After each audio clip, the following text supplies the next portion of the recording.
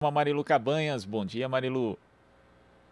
Oi, Glauco, bom dia a todo mundo que está acompanhando aqui o Jornal Brasil Atual. Hoje, 1º de outubro, é Dia Nacional do Idoso e Dia Internacional da Terceira Idade. Qual a situação do Brasil em comparação com países desenvolvidos no que se refere ao atendimento às pessoas mais velhas?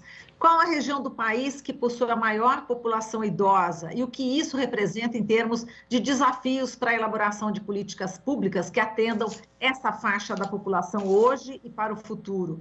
Como está o Brasil na década 2021-2030 do envelhecimento saudável da Organização das Nações Unidas? Bom, para discutir esse assunto, a gente convidou uma pessoa que tem estudado, mergulhado nesse tema há muitos anos, é o Milton Pomar, professor, geógrafo, mestre em políticas públicas pela Faculdade Latino-Americana de Ciências Sociais, Flaxo Brasil. Olá, Milton, bom dia, seja bem-vindo. Bom dia. Você falou que eu estudo há muitos anos isso. Não é tantos anos, não, porque eu comecei a estudar isso quando eu comecei a encontrar um monte de amigo meu que estava ficando velho. Aí eu falei, o que esse pessoal tudo está envelhecendo? Né? Isso faz pouco tempo.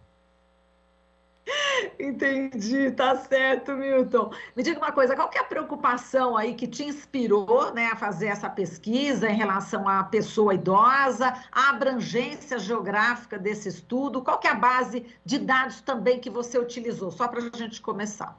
Pois é, eu comecei a utilizar a base de dados do censo do IBGE, só que o censo do IBGE é de 2010, a gente tem um apagão estatístico no Brasil, né? Não houve o censo 2020.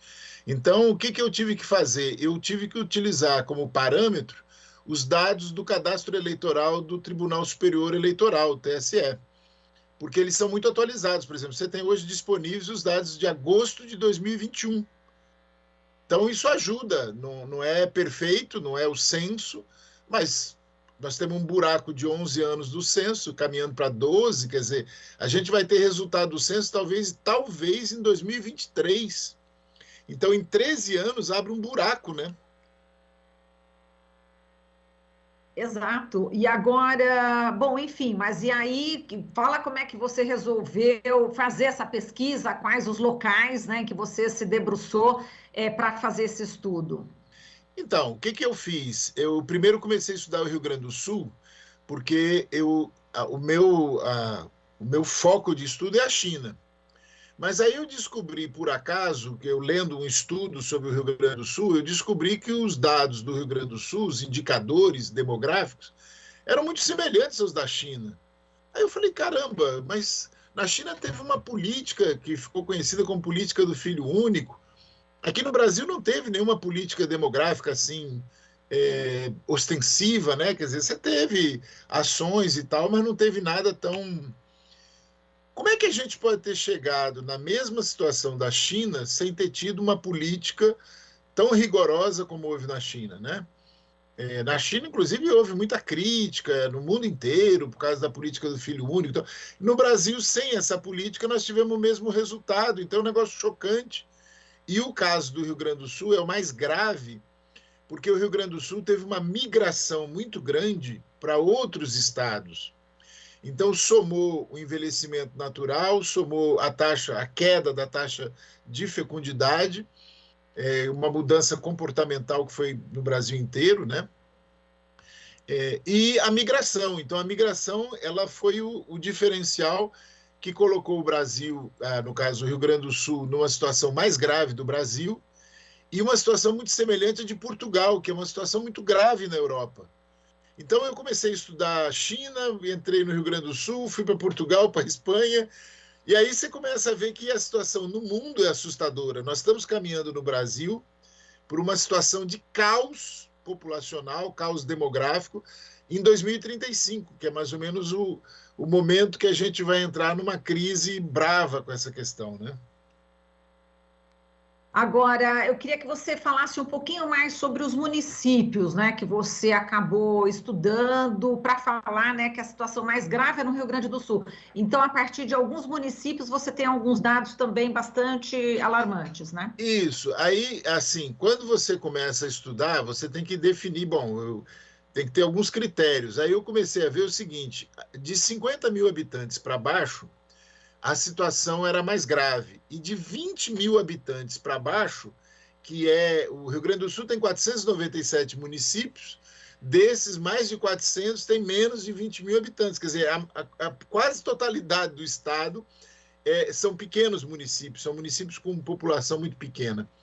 E nesses municípios, que eu comecei aí a pesquisar uma quantidade grande de pequenos municípios, a situação é muito assustadora. Para você ter uma ideia, em 2035, esses pequenos municípios vão ter de 50% a 60% do eleitorado idoso. Faz ideia? Mais da metade do eleitorado idoso daqui a poucos anos. Isso é um alerta já para os candidatos, né? Você sabe, aí que está, o chocante alerta, mas ninguém está se dando conta, ninguém está assim. Eu tenho falado, olha, estou desde 2018 conversando com um monte de gente, com pesquisadores, com professores, com deputados, enfim. E as pessoas, é verdade, pois é. E não caiu a ficha. Não caiu a ficha. Então, assim, eu tenho escrito artigos, tenho dado palestras, tenho enchido a paciência de um monte de gente. Gente, nós temos que se mexer em relação a isso. Ah, pois é, tem o Estatuto do Idoso, tem o Conselho Estadual do Idoso, tem não sei o quê. Mas isso tudo é só para inglês ver. Para começo de conversa, no Brasil nós temos 5.200.000 eleitoras idosas a mais do que eleitores idosos. 5 milhões. Aí eu te pergunto, é o Estatuto do Idoso. Tem muito mais idosa do que idoso. E aí você vê como eles não estão nem aí. Quer dizer, a realidade é que nós temos muitas viúvas, os homens morrem primeiro, e as pessoas não estão... Por isso que eu digo, daqui a alguns anos vai ter um caos nessa questão demográfica. Exato. Agora, você se baseia também nas experiências de Portugal e Espanha, que já os políticos estão levando muito a sério essa questão, né? Existe já política pública direcionada, não é isso? Ou não? Pois é, mas olha, não é tão... veja, em Portugal foi em 2016... Na Espanha foi pouco depois. Na China, eles começaram o programa de vitalização rural no final de 2018. Então, é tudo muito agora. Quer dizer, a água bateu na bunda, como se diz no popular, mas, assim, a Europa vai diminuir, a Itália vai diminuir para metade da população, a Alemanha, a Espanha, Portugal. A única que vai manter a população, porque a situação menos pior, é a França. Polônia está ferrada. Quer dizer, todos esses países são países com população idosa muito... Bom, basta ver o que houve com a Covid, né? Por que a paulada foi tão grande nesse país? Porque tinha muita gente idosa, né? O Japão vai ser a situação do Japão, o país vai acabar, né, daqui até 2100, porque a quantidade de idosas e idosos no Japão é tão grande e ninguém mais quer saber de ter filho. Se você vê, existem estudos sobre isso, a garotada japonesa, os adolescentes, não querem nem ouvir falar nesse negócio de ter filho. Na China é a mesma coisa. Então, a situação é muito grave. Há poucos dias eu fiz um artigo sobre a situação da China, porque foi divulgado os primeiros resultados do censo. Lá na China eles fizeram o censo ano passado. E aí eles estão tentando dar, não é bem assim. Não, eles estão ferrados, porque já faz alguns anos que eles flexibilizaram a política do filho único e não adiantou, porque a mudança comportamental... Eu morei na China. A mudança comportamental, a garotada não quer nem ouvir falar. Filho é despesa, filho é trabalho, filho é tirar a liberdade. Então, assim, tem uns que pensam, lá com 35 anos, com 40, eu vou ter um filho. Não resolve. Então, a situação desses países é uma situação muito, muito assustadora. Aí você tem o outro lado do mundo, que na África está ocorrendo o contrário. Então, nós vamos ter um boom demográfico na África, e nós vamos ter uma diminuição da população da América Latina, da Europa e da Ásia. os próximos anos no mundo vão ser caóticos do ponto de vista populacional. Exato. Agora, Milton, estava falando a respeito aqui no Brasil que os homens morrem primeiro, mas de acordo com um dos seus artigos aqui que eu li para fazer uma pesquisa, né, você diz que não é apenas morre primeiro, mas morre mais cedo. O homem está morrendo mais cedo aqui no Brasil. Isso. O morre primeiro é que, assim, a gente tem uma dupla tragédia no Brasil. Você tem, em termos populacionais, os homens morrem primeiro. Há uma diferença de 6 anos em média, né? Na Rússia são 11 anos, a diferença é bem grande. Talvez por causa de questão de alcoolismo e fumos, enfim. Mas aqui no Brasil, a média é 6 anos. E aí, de repente, você pega na faixa de 45 anos para frente, a média é muito mais, a diferença é muito maior. Então, você tem homens morrendo com 40, 45, 50 anos e mulheres que vivem até 90, 95. Então, assim, nessa faixa de idade, a diferença de homens e mulheres aumentou muito. Então, isso assusta, porque você diz, tá, mas qual é a explicação? Bom, tem uma explicação genética para essa média de 6 anos. Mas por que tem uma diferença tão grande? É sal, açúcar, álcool e fumo. Porque a garotada morre mais cedo, os jovens morrem muito por causa de chamadas mortes violentas. Acidente de trânsito, a questão de homicídios, de brigas, né? Mas nessa faixa dos 40 para cima, é idiotice humana, quer dizer, as pessoas bebem demais, fumam demais, as pessoas são muito sedentárias, comem muito açúcar, enfim, são hábitos alimentares, são hábitos de vida que encurtam a vida, mas isso muito mais dos homens do que das mulheres. Então, é um problema social no Brasil tremendo, né? Exato. Agora, vamos lá, falando de políticas públicas, né, para justamente minimizar toda essa problemática, você cita alguns exemplos, né, do que poderia ser uma plataforma aí de políticas públicas para tentar evitar, enfim, esse não tratamento, né, dos idosos, enfim, fala um pouquinho dessas políticas públicas, Milton. Pois é, primeiro, eu acho que é importante, até pelo fato da Rádio Brasil Atual ter uma entrada muito grande na classe trabalhadora, eu acho que primeiro a gente tem que ter presente o seguinte, quando a gente fala de políticas públicas, a primeira política pública se chama concurso público. Aí você diz, tá, mas o que tem isso a ver com envelhecimento? Tem tudo a ver. Nós estamos na iminência de um apagão no serviço público, a nível municipal, estadual e federal. Por quê? Porque da mesma forma que a população está envelhecendo, o serviço público no Brasil também está envelhecendo. E aí você tem um encolhimento do serviço público, porque não há concurso, quer dizer, não entra gente nova, e o pessoal está envelhecendo e está se aposentando. Então você tem, por exemplo, aqui em Santa Catarina, na rede pública estadual, você tem mais idosos do que pessoal da ativa.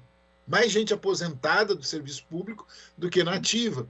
E aí você vai nos sindicatos de trabalhadores, isso eu te digo de Brasil, tá?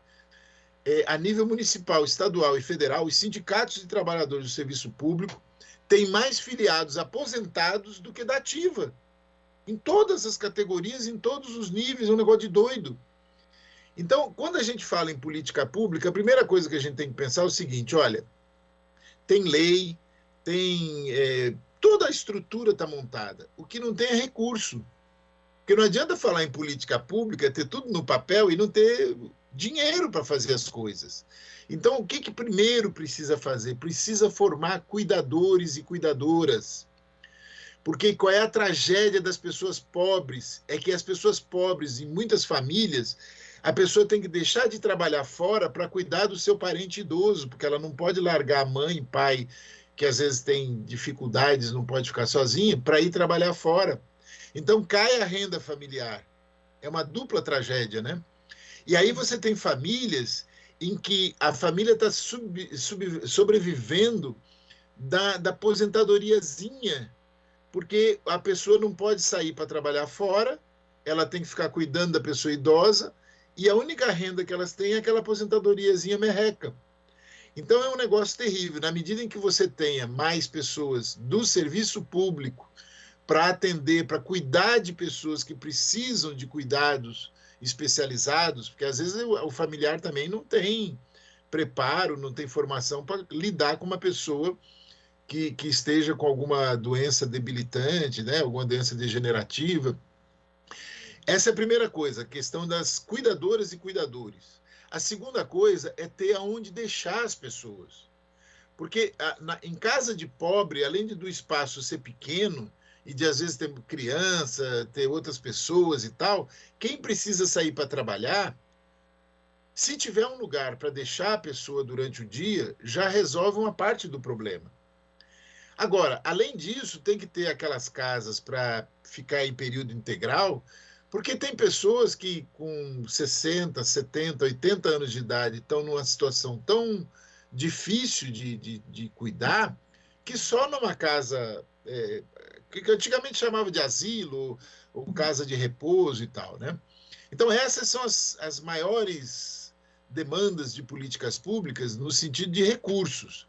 Quer dizer, o concurso público para contratar pessoal para atender, porque, veja, as pessoas pobres não têm dinheiro para pagar um... Você sabe quanto custa contratar uma pessoa para cuidar de alguém? É R$3.000, R$5.000. Para botar numa casa dessas é 5 mil ou mais. Quer dizer, a pessoa ganha 1.000. Como é que ela vai pagar 3 mil, 5 mil? Então, é uma tragédia. A gente tem que ver o seguinte, o problema da idosa e do idoso no Brasil não é o problema da idade, é o problema da pobreza, o problema das pessoas não terem dinheiro para se alimentar, não terem dinheiro para comprar remédio, para ir fazer um exame de alta complexidade, uma fisioterapia. É uma tragédia, e essa tragédia ela tem uma dimensão hoje de milhões de pessoas. É uma coisa impressionante. Tragédia, como você falou, como não existe o dinheiro, né, para o cuidado, isso vai encurtar, né, a vida da pessoa e o pior também, né, ela vai em sofrimento, né, a pessoa no fim da vida vai ficar em sofrimento profundo, vai morrer antes por falta de cuidado e esse sofrimento também é muito cruel o que se faz com as pessoas mais idosas no Brasil, não é, Milton? E essa é uma questão que a gente tem que ter presente, que é o seguinte, nós não estamos falando... Sabe o que me dá raiva? Quando você vai falar com um prefeito, um vereador, aí ele fala, não, mas aqui nós temos ali aquela casinha que o pessoal vai lá dançar uma vez por semana e tal. Eu digo, gente, vocês estão atendendo 200 pessoas, aqui tem 20 mil idosas e idosos. Nada Quer dizer, contra a dança, né, Pedro? Nada contra a dança, ginástica, muito pelo contrário, Não, né? não, nada contra a dança. O que eu estou dizendo é que a gente precisa ter presente o seguinte: são as dimensões do problema. As ações de políticas públicas que nós temos hoje no Brasil são uma farinhazinha, são um farelo. Quer dizer, atendem 1%, 5%, 2%. Veja, imagina a cidade do interior que tem hoje 10 mil eleitoras e eleitores. Eu digo eleitores por causa do TSE, quer dizer, o cadastro que eu uso é de eleitores. Então, você tem 10 mil eleitoras e eleitores. Hoje, já são 20, dos 10 mil, já tem 2.500 idosos. Idosas e idosos, 2.500. Daqui a mais alguns anos, vão ser 6 mil. Em 10 mil, vão ser 6 mil. E aí? Quer dizer, um municípiozinho pequenininho, como é que vai atender essa quantidade de pessoas idosas, que a maior parte é pobre, né? A maior parte não tem recursos, e aí você não tem piscina pública, essas pessoas precisam fazer hidroginástica por causa da questão do fêmur, do quadril, tem dificuldade de andar e tal, então a hidroginástica é boa. Essas pessoas precisam nadar, porque os idosos precisam ter um exercício maior na questão respiratória. Então precisa de piscina pública, mas precisa de biblioteca também. Você tem escola sendo fechada porque não tem mais criança. É verdade, não tem mais criança suficiente para justificar uma escola. Mas aquele equipamento ali que foi fechado tem uma demanda enorme de idosas e idosos que podem utilizar aquela escola para estudar, para ter atividades enfim, jogar xadrez, uma série de atividades, aprender a usar a internet, aprender a mexer com o computador. Quer dizer, a questão da cuca é muito importante, não é só atividade física, né? Exato, atividade física inclui aí, você falou natação, hidroginástica, musculação terapêutica, fisioterapia, tudo isso. A musculatura é importante justamente para proteger também os ossos. Mas, Milton, a gente ficaria aqui mais muito tempo conversando, mas a gente vai te convidar em outras oportunidades para a gente falar mais sobre essa questão, né, dos idosos e idosas aqui no Brasil, em comparação também com outros países. Eu quero te agradecer demais a participação, parabéns pelo teu trabalho, fundamental, é muito importante, como você falou, que sindicatos prestem muita atenção nesse tema, que políticos prestem muito atenção nesse tema, porque realmente o nosso futuro, inclusive a curto prazo, está realmente comprometido diante dessas informações gravíssimas que você acaba de nos contar. Eu quero te agradecer e te dar um forte abraço. Estava com saudade. Beijo, Milton. Obrigado, até logo. Até mais. Falamos aqui com Milton Pomar, professor, geógrafo, mestre em políticas públicas pela Faculdade Latino-Americana de Ciências Sociais, a Flaxo Brasil. Aqui você ouve as notícias que os outros não dão. Jornal Brasil Atual.